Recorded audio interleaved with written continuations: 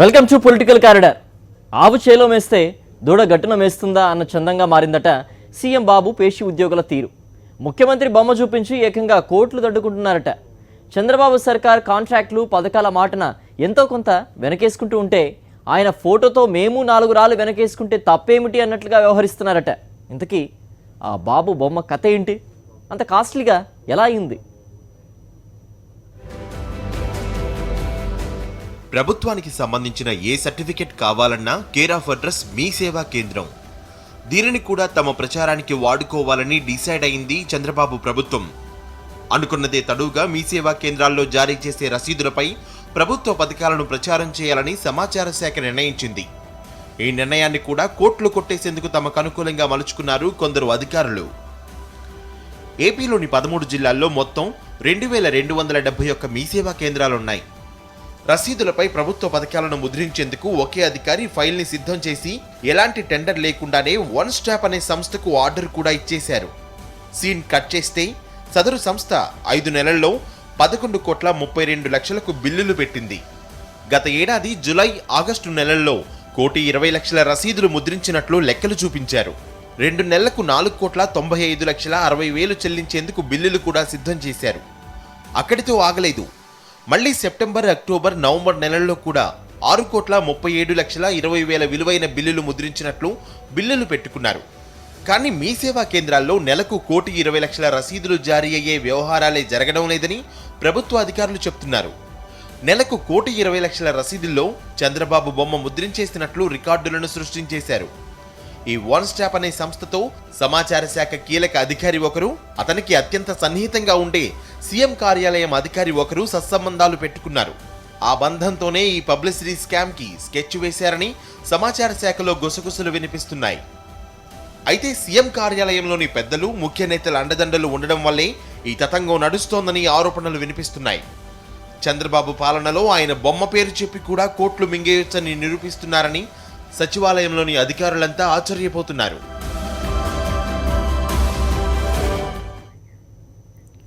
Congress TDP పొత్తు ప్రచారం శ్రీకాకుళం జిల్లా తమ్ములలో టెన్షన్ మొదలైందట. పొత్తు ఓకే అయితే 1-2 సీట్లు గల్లంతవుతాయని గుసగుసలు సిట్టింగ్ ఎమ్మెల్యేలలో బెంగ పెట్టుకుందట. 2 కాకుండా కనీసం 1 సీటైనా వదులుకోవాల్సి వస్తుందన్న ప్రచారంతో ఆ ఒక్కరు ఎవరిని పచ్చనేతల్లో కలవరం మొదలైందట.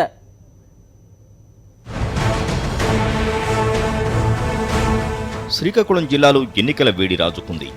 వైఎస్ జగన్ ప్రజా సంకల్ప యాత్ర ఇటీవల ఇచ్చాపురం వద్ద విజయవంతంగా ముగిసింది.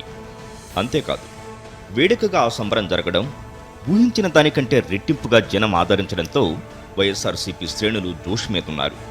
మరోవైపు కాంగ్రెస్తో పొత్తు నేపథ్యంలో టీడీపీలో మాత్రం ఆసక్తికర పరిణామాలు చోటు చేసుకుంటాయని చర్చ జరుగుతోంది. పొత్తు ధర్మంలో భాగంగా ప్రతి పార్లమెంటు నియోజకవర్గంలో 7 అసెంబ్లీ స్థానాల్లో 1 అసెంబ్లీ స్థానం కాంగ్రెస్కి ఇవ్వనున్నారని కాంగ్రెస్ నేతలు చెప్పుకుంటున్నారట. ఈ నేపథ్యంలో శ్రీకాకుళం పార్లమెంటు నియోజకవర్గంలో 1 టికెట్ కాంగ్రెస్కు దక్కే ఛాన్స్ ఉంది. ఈ నేపథ్యంలో ఆ 1 స్థానం ఎవరిదే అన్న చర్చ తమ్ముళ్లలో సాగుతోంది. మరోవైపు రాష్ట్రంలో 25 పార్లమెంటు నియోజకవర్గాలు ఉండగా 25 అసెంబ్లీ స్థానాలు రావాల్సి ఉంటుందని కాంగ్రెస్ నేతలు అంచనా వేస్తున్నారు.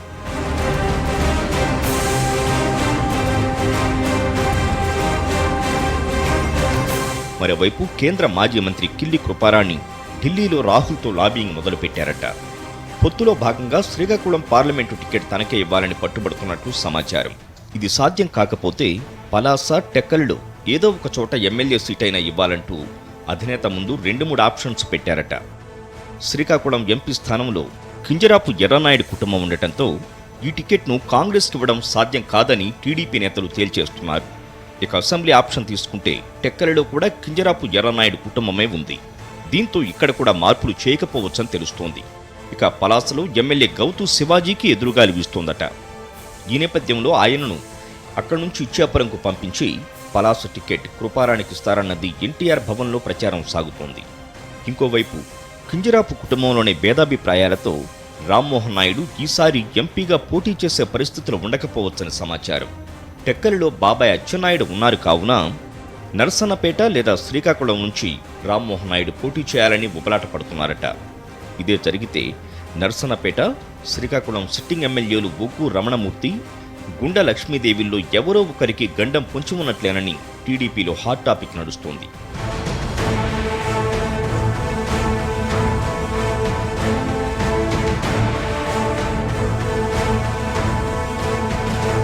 కింజరాపు రామ్మోహన్ నాయుడు ఎంపీ స్థానం నుంచి అసెంబ్లీకి వస్తే కృపారాణికి ఎంపీ టికెట్ ఇచ్చే అవకాశాలు ఉన్నాయని సీనియర్ నేతలు అభిప్రాయపడుతున్నారు. ఏదేమైనా కాంగ్రెస్తో పొత్తు నేపథ్యంలో మంత్రి అచ్చెన్నాయుడు, ఎంపీ రామ్మోహన్ నాయుడు మధ్య కుటుంబ పోరు, అధికార కాంక్ష శ్రీకాకుళం జిల్లాలో మార్పులకు సూచి కనిపిస్తోందని గుసగుసలు వినిపిస్తున్నాయి. చిన్న వయసులోనే ఎమ్మెల్యే అయ్యారు, మంత్రి పదవి కూడా చేపట్టారు. ఓవైపు అధికారం, మరోవైపు వారసత్వం. ఇక తనకు అడ్డే లేదనుకున్నారేమో. ఫ్యాక్షన్ గడ్డ ఆలగడ్డను కమిషన్ల అడ్డాగా మార్చేశారని విమర్శలు మూటగట్టుకుంటున్నారు. భూమా అఖిలప్రియ ఆళ్లగడ్డ ఎమ్మెల్యే, రాష్ట్ర పర్యాటక శాఖ మంత్రి. తల్లి శోభానాగిరెడ్డి వారసత్వంగా ఎమ్మెల్యే పదవిని, తండ్రి భూమా నాగిరెడ్డి కారణంగా మంత్రి పదవిని దక్కించుకున్నారు. రాజకీయాల్లోకి వచ్చిన కొద్ది కాలంలోనే తన మార్కును చూపిస్తున్నారు. ఏకంగా మంత్రి స్టిక్కర్లు ఉన్న వాహనాలతోనే ఎర్రమట్టి దోపిడీకి పాల్పడే స్థాయికి ఎదిగారనే విమర్శలు ఉన్నాయి.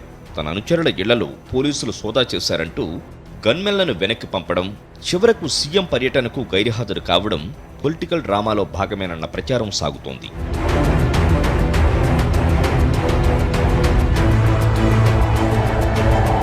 ఆళ్లగడ్డ నియోజకవర్గంలో ఏకంగా 150 కోట్ల విలువైన నీరు చెట్టు పనులు చేపట్టారు. ఈ పనులన్నీ ఓ బడా కాంట్రాక్టర్తో పాటు అధికార పార్టీ నేతలకు అప్పజెప్పారట. అంతేకాదు, తాము చెప్పినట్టు వినేందుకు ఏకంగా ఒక అధికారిని కూడా నియమించుకున్నట్లు విమర్శలు ఉన్నాయి. ప్రతి పనిలోనూ మంత్రికి 20% మేర కమిషన్, అంటే 30 కోట్ల మేర అక్రమంగా ఆర్జించినట్లు ఆరోపణలు ఉన్నాయి. పనులు చేయకుండానే బిల్లులు కాజేస్తున్నారని విజిలెన్స్ అధికారులకు ఫిర్యాదులు అందినా అధికారం అడ్డు పెట్టుకుని వాటిపై విచారణ జరగకుండా చూశారనే విమర్శలు వస్తున్నాయి.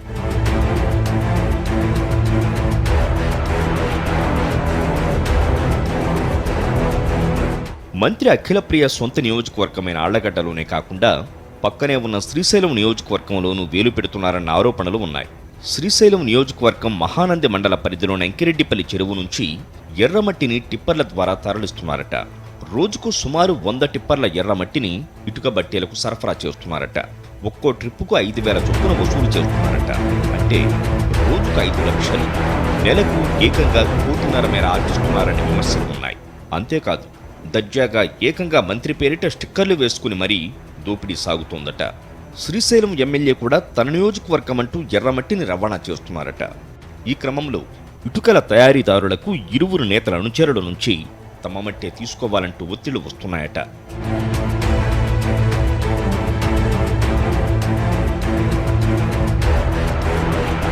ఓవైపు మంత్రి, మరోవైపు భర్త పెత్తనంతో ఆళ్లగడ్డ నియోజకవర్గంలోని అధికారులు 2 విధాలుగా ఒత్తిడి గురవుతున్నారట.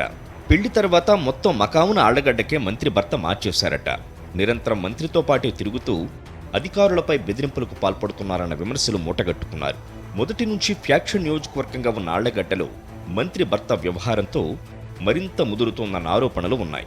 ఏదైనా చిన్న గొడవ జరిగినా ప్రత్యర్థులను ఏదో ఒకటి చేసి రావాలని పురుగొల్పుతున్నట్లు సమాచారం. ఈ నేపథ్యంలో మంత్రి భర్త వ్యవహారంపై పోలీసు ఉన్నతాధికారులు దృష్టి పెట్టి వార్నింగ్ కూడా ఇచ్చారట. ఈ నేపథ్యంలోనే తన అనుచరుల ఇళ్లలో దాడులు జరిగాయని సాకుగా చూపి మంత్రి ఏకంగా గన్మెన్లను వెనక్కి పంపారట. అంతేకాదు, భర్తపై పోలీసుల తీరుకు నిరసనగా జిల్లాలో సీఎం పర్యటనకు మంత్రి అఖిలప్రియ గైర్హాజరయ్యారని సమాచారం.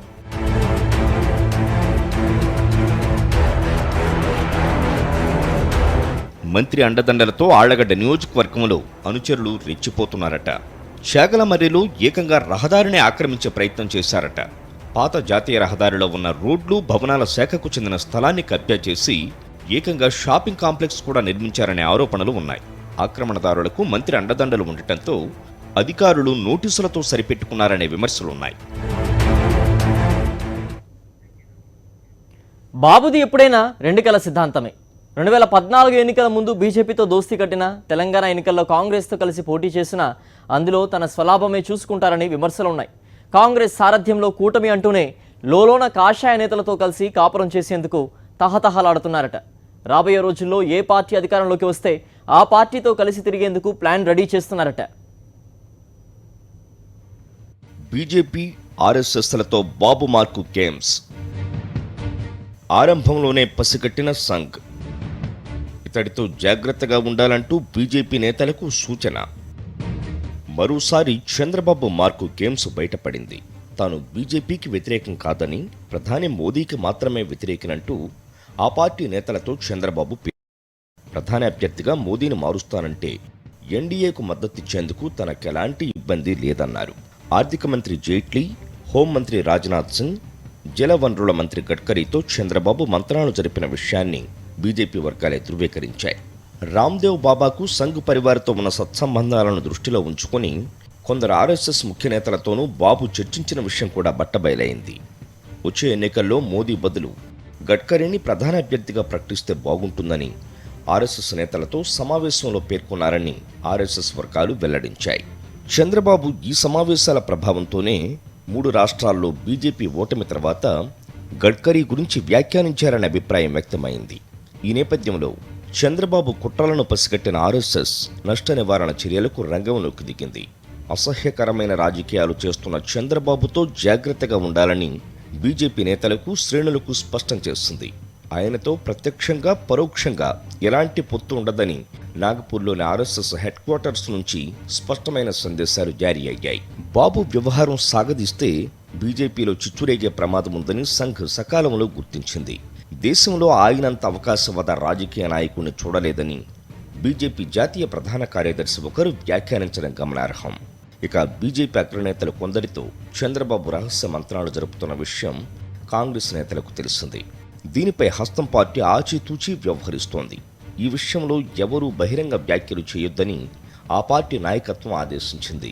వచ్చే ఎన్నికల్లో కాంగ్రెస్ అధికారంలోకి రాదన్న విషయం అర్థమైన చంద్రబాబు ఏపీలో కాంగ్రెస్తో పొత్తు పెట్టుకోవద్దన్న ఆలోచనలో ఉన్నారు. ప్రభుత్వ వ్యతిరేక ఓటును చీల్చడానికి విడివిడిగా పోటీ చేస్తే బాగుంటుందన్న వాదన వినిపిస్తున్నారు. దీంతో కాంగ్రెస్ డోలాయమానంలో పడింది. ఎన్నికలు సమీపిస్తుండటంతో బాబు వైఖరి ఏమిటన్న దానిపై కాంగ్రెస్ అయోమయంలో పడింది.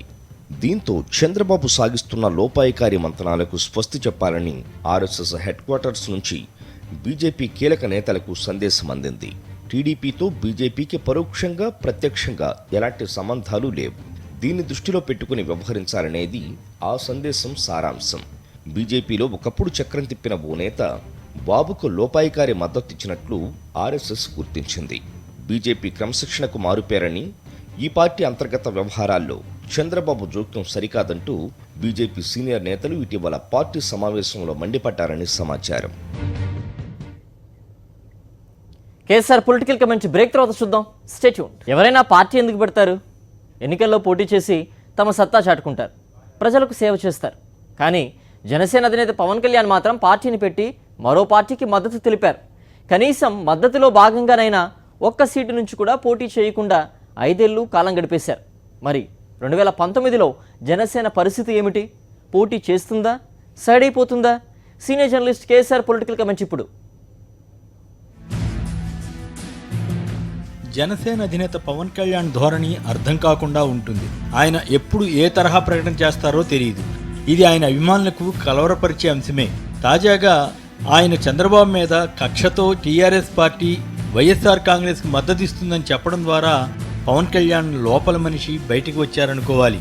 సరిగ్గా చంద్రబాబు నాయుడు పనిగట్టుకుని ఏ ఆరోపణ అయితే చేస్తున్నారో అదే విషయాన్ని పవన్ కూడా చేసి చంద్రబాబు మనసు చూరగొనడానికి ప్రయత్నించారా అన్న అనుమానం కలుగుతుంది. చంద్రబాబు కానీ ఆయన పార్టీ నేతలు ఏడాదిన్నరగా పవన్ కళ్యాణ్ను ఎన్ని రకాలుగా అవమానించింది చూశాం.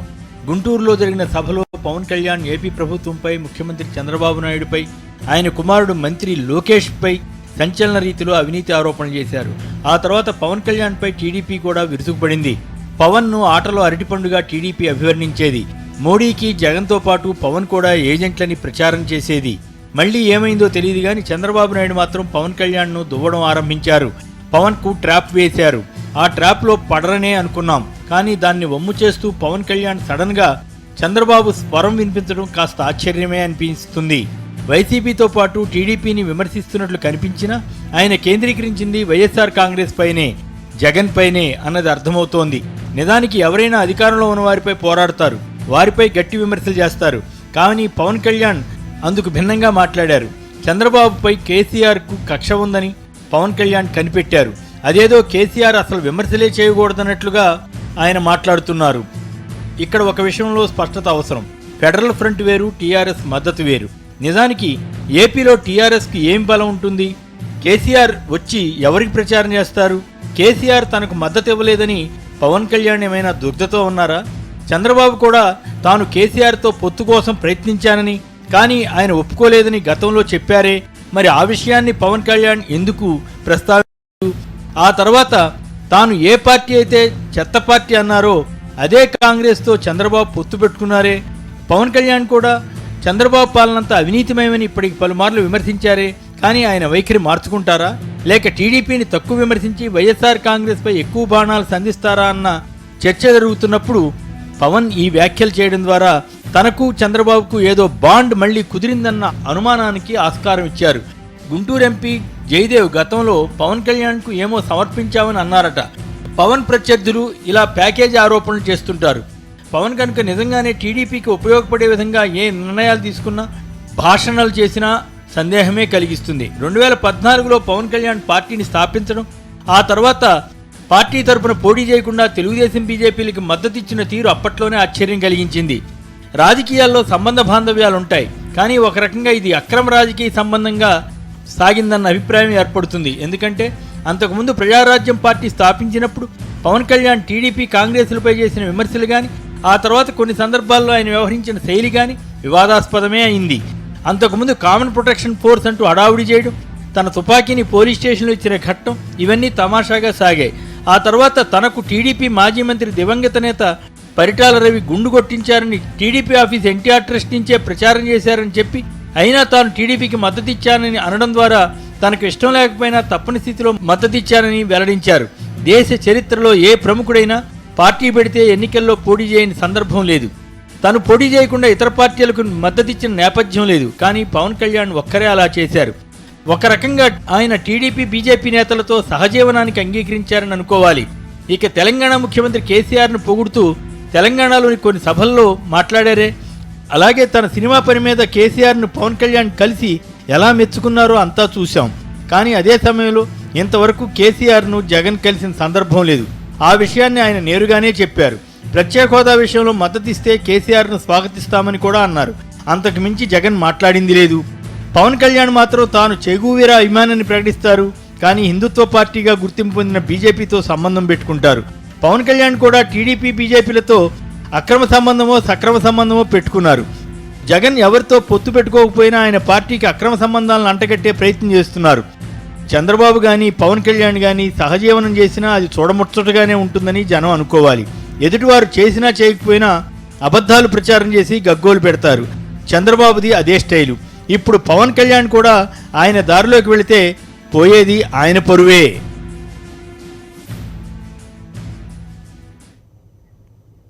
తెలంగాణలో పంచాయతీ ఎన్నికలు ఎమ్మెల్యేలకు కీలకంగా మారాయి. మంత్రి పదవులపై ఆశలు పెట్టుకున్న వారికి, ప్రభుత్వంలో కీలకమైన నామినేటెడ్ పదవులు పొందాలనుకున్న వారికి పంచాయతీ పోరు ప్రతిష్టాత్మకమైంది. గ్రామంలో ప్రథమ పౌరుడు సర్పంచ్ తమ చేతిలో ఉంటే ఇక ఏ ఎన్నికలో అయినా చక్రం తిప్పొచ్చని భావిస్తున్నారట గులాబీ నేతలు. పంచాయతీ ఎన్నికలపై ప్రత్యేక దృష్టి పెట్టి ఏకగ్రీవం చేయడం లేదంటే గెలిచిన వారు తమవారే అనిపించుకునే పనిలో నిమగ్నమయ్యారు.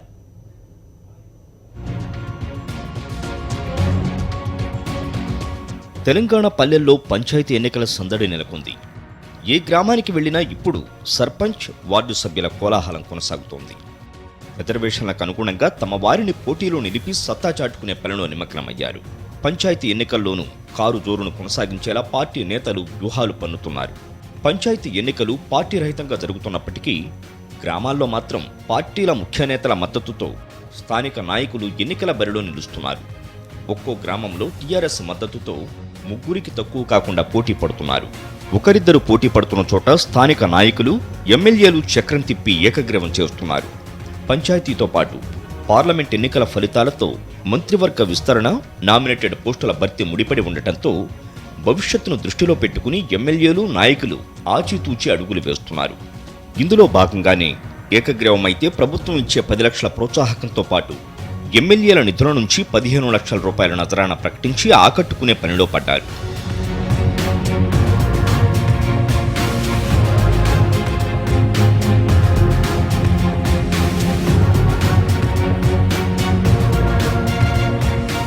తమకు అనుకూలంగా ఉండే వారిని పోటీలో నిలిపి మిగతా వారిని పోటీ నుంచి తప్పించే ప్రయత్నం గులాబీ దళం చేస్తోంది. కొన్ని చోట్ల ఎమ్మెల్యేల ప్రయత్నం ఫలిస్తుండగా మరికొన్ని చోట్ల మాత్రం కష్టపడక తప్పని పరిస్థితి నెలకొంది. పోటీ ఎక్కువగా ఉన్న చోట ఎమ్మెల్యేలు జోక్యం చేసుకోకుండా స్థానిక నాయకులతో తెరచాటు రాజకీయం చేస్తున్నారట. ఎవరిని వద్దంటే ఎలాంటి పరిణామాలు ఉంటాయోనని మండల నియోజకవర్గ నాయకులను రంగంలోకి దింపి ఎమ్మెల్యేలు పాలిటిక్స్ను ప్లే చేస్తున్నారట. ఎవరు గెలిచినా తమవారే అనే పనికి సన్నాహాలు చేస్తున్నారట. పంచాయతీ ఎన్నికలైపోగానే పార్లమెంట్ ఎన్నికలు, స్థానిక సంస్థల ఎన్నికలు రానున్నాయి. ఈ నేపథ్యంలో స్థానిక సంస్థల ఎన్నికల్లో పోటీ చేయాలనుకునే వారికి, ప్రభుత్వంలో కీలకమైన పదవులు పొందాలనుకునే వారికి ఈ పంచాయతీ ఎన్నికలు కీలకంగా మారాయి.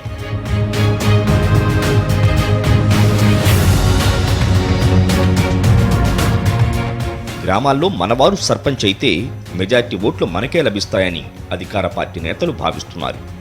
గ్రామాల వారీగా ఎవరెవరు సర్పంచ్గా పోటీ చేస్తున్నారని, అందులో ఎవరికి ప్రజల మద్దతు ఉంటుందని ఆరా తీస్తున్నారట.